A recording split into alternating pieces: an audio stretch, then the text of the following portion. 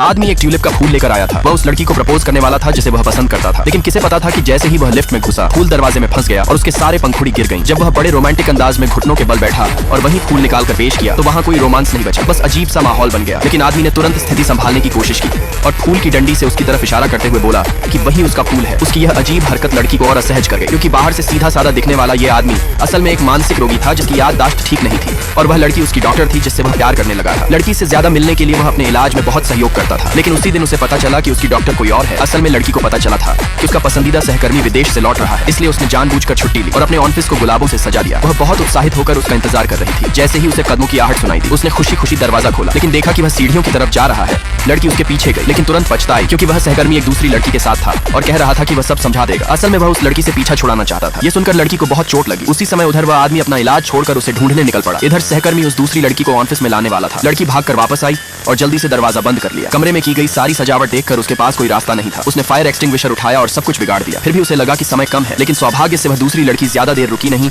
और सहकर्मी को लेकर चली गई। लड़की ने राहत की सांस ली, लेकिन उसका मन पूरी तरह टूट चुका था। उसे याद आया कि विदेश जाने से पहले सहकर्मी ने उससे वादा किया था कि लौटकर दोनों साथ रहेंगे। तभी वह आदमी वहां आया। लड़की को उस हालत में देखकर वह उसे दिलासा देना चाहता था, लेकिन लड़की शांत बनी रही और बस इतना कहा कि वह सहकर्मी को समझती है। ये सुनकर आदमी बहुत गुस्सा हो गया और उसने कहा कि उसे किसी के लिए खुद को इतना नीचे नहीं गिराना चाहिए। इस पर लड़की भी भड़क गई। वह खड़ी हुई और वहीं उनकी डॉक्टर और मरीज के रिश्ते को खत्म कर दिया और उसे तुरंत जाने के लिए कहा। आदमी थकी हुई मुस्कान के साथ चुपचाप कमरे से बाहर चला गया।